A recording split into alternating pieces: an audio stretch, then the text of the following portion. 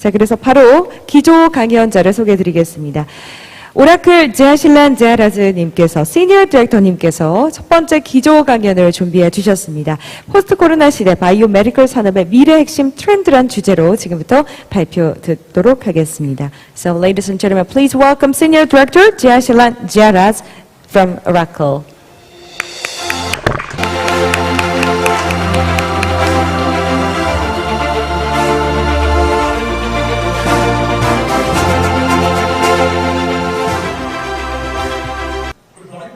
여러분 안녕하십니까? 오늘 이 자리에 설 수 있게 되어 매우 기쁘게 생각합니다. 오늘 저는 바이오 의료 산업에 큰 영향을 미치고 있는 주요 트렌드를 살펴보도록 하겠습니다. 이제 팬데믹이 끝나가고 있는 시점에서 이 팬데믹이 저희에게는 굉장히 중요한 변곡점이 되었다고 생각합니다. 지난 20여 년 동안을 돌이켜보면 이 산업에 많은 변화가 있었고, 그리고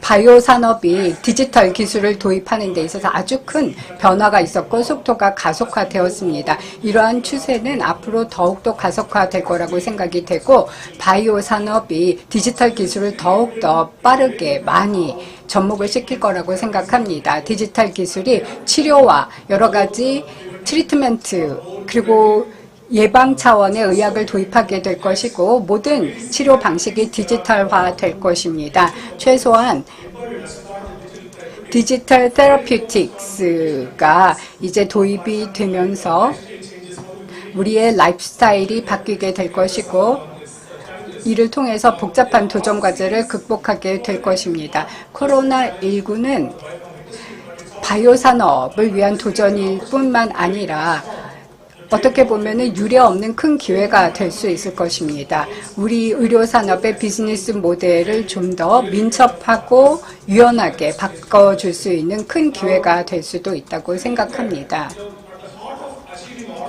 이 모든 변화를 달성하는 데 있어서 빼놓을 수 없는 것이 데이터입니다. 데이터는 디지털 변화를 가져다 줄 수 있는 중요한 이네이블러라고 할 수 있습니다. 데이터가 폭발적으로 증가하고 있고 다양한 종류의 데이터가 있습니다. 정형화된 데이터, 비정형화된 데이터, 그리고 이미지, 사운드, 이 모든 데이터 하나하나가 자신만의 독특한 시멘틱 컨텍스트를 가지고 있습니다. 그리고 데이터는 다양한 빈도로 생성이 되고 있습니다. 데이터 포인트에서 이제는 데이터 스트림으로 확대되고 있습니다. 그리고 데이터는 간헐적이고 또 정기적이며 굉장히 최첨단화되어 가고 있습니다. 그리고 자연어로 되어 있는 과학적인 문헌이라든지 다양한 종류의 데이터가 생성이 될 텐데, 이 다양한 종류의 데이터를 우리가 어떻게 통합해서 모든 사람들이 협업할 수 있도록 제공할 수 있을까요? 새로운 약물을 개발할 수 있도록 이 데이터를 제공하는 것이 가장 큰 관건이라고 할 수 있습니다. 데이터야말로 민첩한 조직이 시장의 니즈에 빠르게 대응할 수 있도록 해주는 가장 핵심적인 이네이블러가 될 것입니다. 여기에는 다양한 유스 케이스가 나와 있는데요. 앞으로 팬데믹이 끝나고 난 다음에요, 이러한 혁신의 기회가 있을 텐데요. 여기에서는 지금 현재 글로벌하게 이루어지고 있는 혁신적인 돌파구들이 나와 있는데요. 라이프 사이클에서부터 과학 연구, 그리고 또 임상 전, 포스트 마케팅에 있어서 큰 변화가 일어나고 있습니다. 전체적으로 전 사이클에 있어서 변화가 일어나고 있는데요. 이러한 모든 변화들은 결국 우리가 연구 개발에 대한 ROI를 어떻게 증대시킬 수 있는가, 그리고 더 많은 약물 후보군들을 어떻게 구축할 수 있을까, 그리고 또 약물을 마케팅하는 데 들어가는 시간을 어떻게 단축할 수 있는가, 이것이 가장 본질적인 가치라고 할 수가 있습니다. 이 모든 유스케이스도 그러한 가치를 달성하기 위한 것이라고 할 수가 있는데요. 과학 연구의 사례를 보여드리겠습니다. 사우스캐롤라이나 대학이 에이즌 대학 연구소와 같이 진행을 했던 프로젝트인데요. 프리딕티브 알고리즘을 통해서 암 진단을 지원하는 프로젝트고요. 특히 유방암 진단에 큰 도움이 됩니다. 오늘날 인공지능과 자연어 처리, 기계학습, 이 모든 것들이 바이오 산업에 빠르게 도입이 되고 있는데요. 여기에서 가장 큰 문제는 대량의 데이터를 다뤄야 한다는 것입니다. 제가 뭔가 연구를 하기 위해서는 대량의 주석이 달린 데이터를 처리할 수가 있는데요. 암 병리학에 있어서는 데이터 세트를 이상적으로 가져가는 게 굉장히 힘듭니다.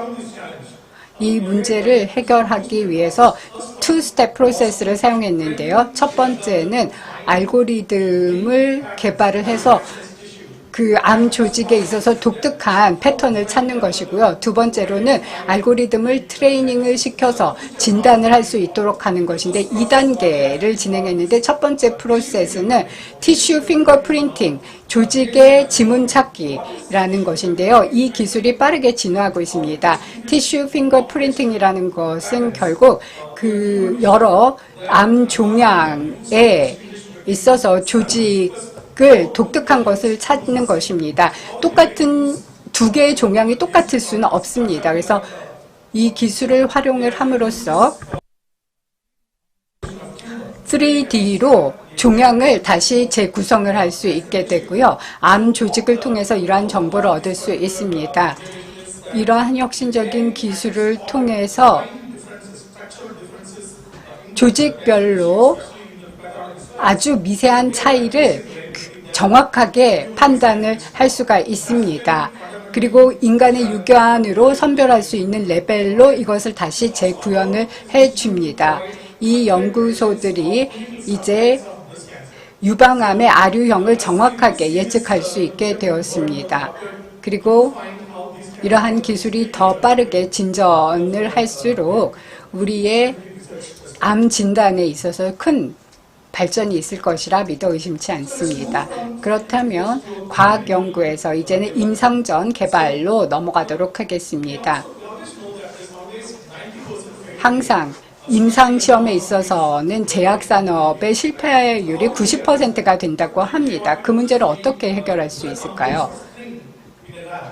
그래서 랩에서 인간 세포를 가지고 스크리닝을 해서 그 다음에 동물 실험을 하는 것이 일반적인 방식이었습니다.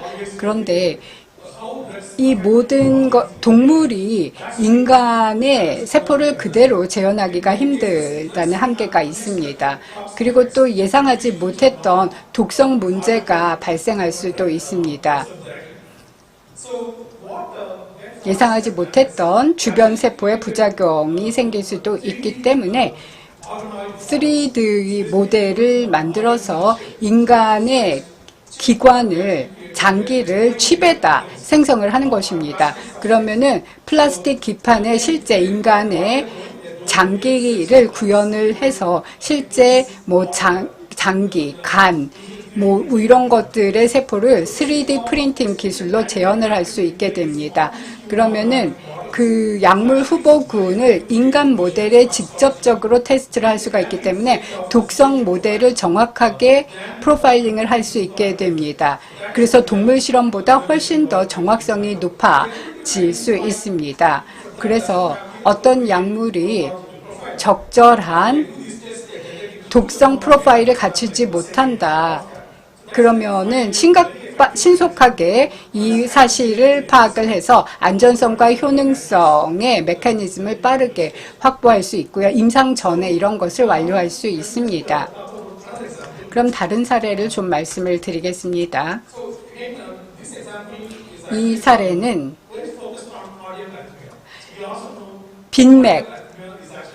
빈맥이라는 것은 그 심장이 굉장히 빠르게 뛰거나 아니면 갑자기 속도가 늦어지거나 하는 질병인데요. 실제로 그 원인은 저희가 알 수가 없습니다. 부정맥에 대한 연구가 수십 년 동안 이루어졌는데도 불구하고 그 원인을 파악하지 못하고 있습니다. 그렇지만 부정맥이 여러 가지 문제를 발생할 수 있기 때문에요. ELEM이라는 스타트업 바이오텍 기업이 심장의 3D 모델을 개발을 한 다음에 여기에서 시뮬레이션을 했습니다. 다양한 치료를 시뮬레이션을 함으로써 정확하게 어디에다가 치료를 위한 장치를 삽입을 해야 되는지를 파악할 수 있었습니다. 가상의 심장을 사용을 해서 시뮬레이션 테크닉을 통해서 실제 완치가 가능할 수 있는 치료 방식이 개발이 된 것입니다. 그리고 이를 통해서 50%의 비용 절감 효과를 달성할 수 있었고요.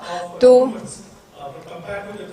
전통적인 동물 실험보다 그 효율성이 크게 증대되었습니다. 아직은 초기 단계에 있지만은요, 완성이 된다면 아주 큰 개선 효과를 가져올 거라고 생각합니다. 이것은 가트너가 했던 말인데요. 팬데믹이 시작되기 전에 나왔던 말입니다. 어떻게 하면은 임상시험의 비용을 통제할 것인가. 이 모든 제약산업의 가장 큰 도전과제라고 할 수 있습니다. 이 임상 비용이 너무나 빠르게 증가하고 있는데 이 문제를 해결하기 위해서 분산화된 임상시험 모델을 도입하고 있습니다. 이걸 모두 하이브리드 스타일이라고 부르기도 하는데요. 이러한 시도는 5, 6년 전부터 이루어지고 있었습니다. 그렇지만 팬데믹이 도래하면서 이러한 분산형 임상시험이 빠르게 확산될 수 있게 되었습니다. 그리고 이제 분산형 임상시험에 대한 데이터를 규제기관들이 좀 더 이제 적극적으로 도입하기 시작했습니다. 임상연구 모델에 있어서 원래는 환자들이 다 현재 사이트에 가서 필요한 데이터를 수집을 했어야 했었습니다. 지난 수십여 년 동안 그런 방식으로 했는데요. 그렇게 하다 보니까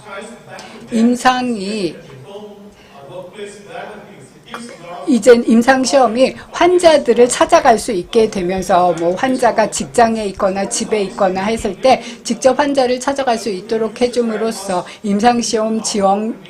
임상실험을 진행하는 비용을 절감할 수 있게 했고요.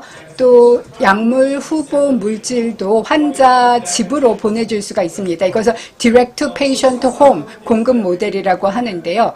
그렇게 함으로써 임상시험 비용을 크게 절감할 수 있게 되었고요. 그리고 또 임상시험 운영 모델도 지금까지 너무나 복잡했습니다. 그런데 이제 환자의 집에서 전자적으로 입수되는 데이터를 어떻게 종합할 것인지 이 모든 프로세스가 지금 합리화가 되어야 되는 필요가 있는데요. 이제 이 모든 것이 분산화된 형태로 빠르게 합리화가 되고 있습니다. 최근 들어서 저희는 인포마와 파트너십을 통해서 250여 명의 참여 기업들과 협업을 하고 있는데요. CRO, 바이오파마 기업들이 참여를 하고 있습니다. 여기에서 디지털 기술을 통해서 포스트 팬데믹 시장에서 어떤 부분에 있어서 가장 큰 변화가 올 것인가, 리모트 모니터링에 있어서 가장 큰 변화가 오고 있고요. 또 비디오 방문도 일어나고 있습니다. 뭐 조사관이 환자를 만나고 싶다. 그러면은 굳이 방문을 하지 않더라도 비디오로 서로 만날 수가 있습니다. 과거에는 환자들이 꼭 병원까지 와야 했었습니다.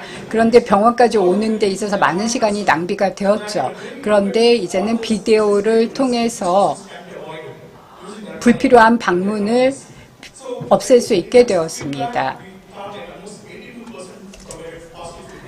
그리고 그러한 부분에 있어서 환자들의 82%가 굉장히 긍정적으로 피드백을 주었습니다. 적시에 데이터를 얻을 수 있었고 환자들도 유연하게 임상시험에 참여할 수 있었고 또 가장 중요한 혁신적인 효과는 임상시험의 속도가 빠르게 증가했다는 것입니다.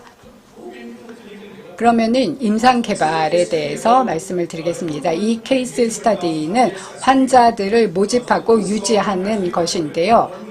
미국 정부는 왑스핀 프로젝트에 100만 명의 환자를 모집하기를 원했습니다. 코로나19의 백신을 개발하기 위해서 NIH, CDC, 미국 FDA가 서로 협업을 해서 플랫폼을 구축했습니다. 환자들을 100만 명을 모집하는 데 있어서 프리스크리닝을 할 수 있는 플랫폼을 만들었죠. 환자들을 웨이팅 룸에 두고 디지털 테크놀로지를 통해서 6주 동안 60만 명의 환자를 확보할 수 있었습니다. 이렇게 빠르게 대규모의 프로젝트가 진행이 된 것은 역사상 처음이었습니다. 디지털 기술을 활용을 함으로써 다수의 환자를 신속하게 모집할 수 있었습니다. 그리고 인구의 5% 정도가 자신의 건강 상태를 잘 알고 나는 어떤 임상시험에 참여해야 되는지를 알고 있다고 하는데요. 그런데 100명 중에서 그 임상시험에 끝까지 가는 사람은 7%밖에 안 된다고 합니다. 임상시험이 중간에 중단되는 환자가 너무나 많은 것이죠. 그런 것을 또 줄여야 하는데요. 이러한 방식으로 갔을 때 40%의 비용을 절감할 수 있었습니다. 그리고 또 임상시험의 지연의 3분의 1 정도가 인도스멘트, 약물 허가가 제때에 나오지 않아서 그리고 또 환자가 모집이 되었을 때 그 환자를 승인하는 과정에 있어서 지연이 많이 발생을 한다고 합니다. 그런데 디지털 방식으로 환자를 모집을 했을 때 이제 그 소셜미디어를 통해서 인구 집단에 대한 데이터를 빠르게 수집할 수 있고요. 그리고 또 질병 레지스토리라든지 유전체 레지스토리, 이 모든 다양한 정보를 모두 종합해서 웨이팅룸에 적용을 할 수 있어야 됩니다. 웨이팅룸에는 비슷한 특징을 가진 코호트의 환자들이 모집이 되어 있는데요. 계속해서 이러한 정보를 정기적으로 업데이트를 하게 됩니다. 그렇게 함으로써 환자들을 종단적으로 연구를 할 수 있게 되고 인구 통계학적으로 환자의 특징을 좀 더 자세하게 파악할 수 있게 됩니다. 이러한 변화를 통해서 환자를 임상시험에 모집하는 방식이 혁신적으로 바뀌고 있습니다. 그러면은 약물을 출시한 이후 포스트 런치 사례를 말씀을 드리겠습니다. V-Safe라는 것은 오라클에서 미국 CDC와 같이 협업을 해서 만든 것인데요. V-Safe라는 것은 모바일 기기입니다. 누구든지 언제든지 자신들의 백신 맞은 후의 상태를 보고할 수 있도록 해주는 것인데요. 뭐 일별로도 할 수가 있고 월별, 주별로도 할 수 있습니다.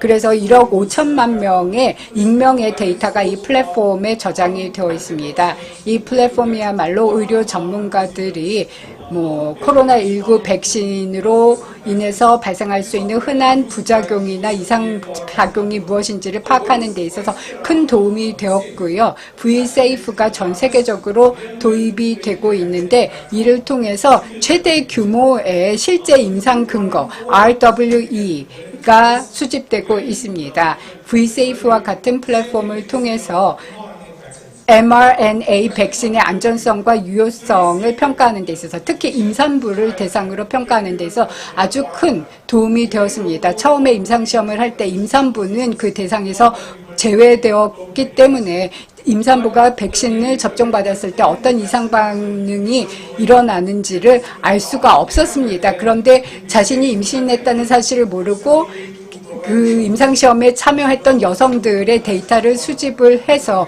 이걸 가지고 임산부에 대해서도 승인을 받을 수가 있었습니다. 파이젝, 비온텍 쪽에는 V-Safe 데이터가 굉장히 많이 수입이 되어 있습니다. 그리고 또 그 2차 부스터 주사 면역 접종에 있어서도 서너 개의 종단적인 연구에 대한 정보를 이미 수집하고 있었기 때문에 부스터샷의 효과를 파악하는 데도 큰 도움이 되었습니다. 이제 안전성에 대해서 말씀드리겠습니다. 안전성이야말로 코로나19 백신에 있어서 가장 핵심적인 문제였습니다. 시판 후에 어떠한 부작용이 나타나는지를 면밀하게 살펴보았는데요. 테크놀로지가 이러한 부분에 있어서 안전성 관련에 있어서 게임 체인저가 됐다고 할 수가 있습니다. 평균적으로 봤을 때 그 세이프티 케이스가 대부분의 30에서 50% 정도 증가하고 있는데요. 이러한 50%의 수치를 어떻게 줄일 수 있을까요? AI가 여기에서 큰 역할을 하고 있는데요. 안전 케이스를 어떻게 처리하는지 그리고 세이프티 데이터가 수집이 된다면은 잠재적인 인구 집단에 어떤 위험이 있는지를 파악하기 위해서 여러 가지 유스 케이스를 처리를 하고 그 여러 가지 severity라든지 심각성, 중증도에 대해서 평가를 하게 됩니다. 그리고 또 안전 신호 관리에 있어서 여러 개의 데이터 소스를 파악할 수 있어야 되고 과학적인 문헌, 또 건강 기록 이런 것들을 모두 종합해서 안전과 관련된 신호를 감지할 수 있어야 될 것입니다. 이러한 유스 케이스에 있어서 테크놀로지가 아주 중요한 역할을 할 거라고 생각합니다. 이것은 안전성 케이스에 대한 처리 절차인데요. 이상 반응 데이터는 이메일에서도 올 수가 있고 또 약국에서도 올 수가 있고 문헌에서도 올 수가 있고 다양한 정보를 종합적으로 볼 수 있습니다. 한국에서도 E2BR3 모델을 도입을 해서 안전성 케이스를 검토하고 있습니다. 그런데 소스 데이터는 E2BR3가 아닙니다. 그렇다면은 이러한 케이스들을 어떻게 처리할 수 있을까요? 오늘날 대부분의 기업들은 이러한 작업을 매뉴얼하게 합니다. 모든 데이터를 일일이 따로 수집을 해서 처리한 다음에 그 세이프티 케이스를 데이터베이스에 입력을 하는데요. 여기에는 굉장히 많은 시간과 인력이 필요합니다. 세 가지의 백신을 검토를 한다. 그러면은 일일이 이것과 관련해서 매뉴얼하게 그 정보를 수집을 하고 찾아야 할 것입니다. 그리고 또 인간적인 에러가 많이 발생할 수 있습니다. 그러면은 자동화가 필요할 텐데요. 이 자동화를 통해서 이 프로세스를 좀 더 단순화시킬 수가 있는데 룰 베이스 오토메이션으로 할 수가 있고 로봇으로 자동화시킬 수가 있고 세 번째는 AI 기술을 활용하는 것입니다. 첫 번째 룰 베이스 오토메이션과 로보틱 오토메이션은 반복적인 작업에 적합합니다. 그런데 AI 같은 경우에는 좀 더 최첨단으로서 인간의 전문 역량을 보강해주고 또 도움을 줄 수가 있습니다. 알고리즘을 통해서 인간이 가지고 있는 전문 지식을 좀 더 강화시켜줄 수가 있습니다. 이것은 부작용과 관련된 보고 양식인데요. 여기에서 이 특정한 정보를 추출을 해야 할 것입니다. 여기에서는 Advanced Optical Character 인지 기술을 사용을 하고 있습니다. 여기에서 특정한 정보만 이미지에서 문자로 전환이 됩니다. 여기에서는 안전성과 관련된 정보만 문자화 시키게 되고요.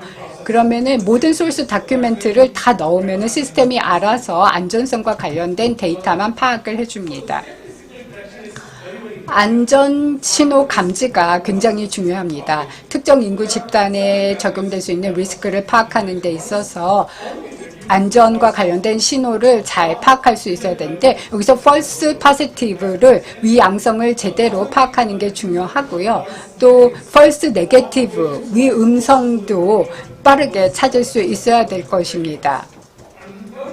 세 번째로 여러 개의 데이터를 어떻게 종합적으로 검토를 해서 의미 있는 정보를 찾을 수 있을까요? 여기에서 세 가지 신호를 볼 수가 있는데 첫 번째는 멀티모델이고 두 번째는 뉴럴 시그널 디텍션, 세 번째는 프리딕티브 디렉션입니다. 이 세 가지 기법인데 오늘은 프리딕티브 시그널 디텍션에 대해서 말씀을 드리겠습니다.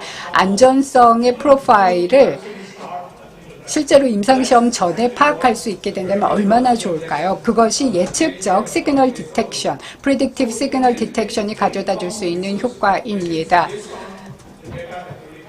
우리가 가지고 있는 데이터를 가지고 이것이 환자들의 삶에 어떠한 개선 효과를 가져다 주는지를 예측하는 데 큰 도움이 될 것입니다. 이것은 2020년에 발표된 데이터입니다. 랜셋 이바이오메디슨 저널에서 발표가 되었는데요. 이 기술을 활용해서 프리딕티브 시그널 디텍션을 하는 것인데 그 인비트로 데이터의 약동학적인 데이터를 봐서 200개 정도의 약물의 치료 효과를 분석한 다음에 이 데이터를 데이터베이스와 연결을 시켰습니다. 그리고 이것들이 안전성을 예측하는 데 있어서 도움이 될 수 있는지를 살펴보았습니다. 이것은 리얼 라이프 시나리오 데이터로서 실제 사용이 되고 있습니다. 더 이상 연구 논문만이 아니라 기술로 개발이 되어서 사용할 수 있게 되었습니다. 이제 마지막 부분으로 넘어가겠는데요. 이것이야말로 실시간 유전체 검사를 공중보건에 적용하는 가장 효과적인 사례라고 할 수 있습니다. 옥스포드와 여러 연구소들이 협업을 해서 진행을 한 프로젝트입니다. 어떻게 하면 새롭게 변종을 빠르게 발견할 수 있을까요? 팬데믹이 아직은 다 끝나지 않았습니다. 아직까지 조심을 해야 되는데 새로운 코로나19 변종이 등장을 한다면 어떻게 이것을 빠르게 발견을 할 수 있을까요? 그것이 바로 이 실험의 목적입니다. 글로벌한 병원균 분석 시스템을 개발을 했는데요. 옥스퍼드와 여러 연구소들이 개발을 했는데 유전체 시퀀스 데이터를 통해서 20분 안에 이게 변종인지 아닌지를 파악할 수 있게 되었습니다. SP3라는 플랫폼에 근거를 해서 이제 과거에는 결핵 분석에 사용이 되었는데 이것을 리퍼퍼싱을 해서 코로나19 백신 변종 파악에도 사용을 할 수가 있게 되었습니다. 이러한 방식을 통해서 또 전 세계의 유전체 시퀀싱 데이터의 50% 이상을 활용할 수 있게 되었습니다. 이것이야말로 이 기술이 다른 어떤 기술보다도 빠르게 확산되고 있습니다. 그리고 백신 개발의 효과성을 높여주는데 큰 도움이 될 수 있고요. 델타 변종 이후에 이 기술이 더욱더 빠르게 가속화되어서 확산되고 있습니다. 그럼 마지막 슬라이드입니다. 제가 안전성의 중요성에 대해서 말씀을 드렸는데요. 여기에서 중요한 것은 안전성 케이스가 더 늘어나야 된다는 것입니다. 그런데 우리의 플랫폼을 좀 더 강화시키고 개발하기 위해서는 디지털 기술이 접목되어야 될 것이고 그렇게 된다면 앞으로 바이오 기업들이 팬데믹 이후에 대비하는 데 큰 도움이 될 것입니다. 이것으로 제 발표를 마치겠습니다. 여러분 경청해 주셔서 감사드립니다. Thank you very much for your presentation. Very insightful and very informative. 네, 아주 훌륭한 발표 감사드립니다. So that was 이 세계 주요 산업 동향을 잘 살펴주셨고 이후에 이 생물의학 산업에 그 미래에 어떤 영향을 미치는지에 대한 내용까지 잘 짚어주셨습니다. 대단히 좋은 말씀 감사합니다.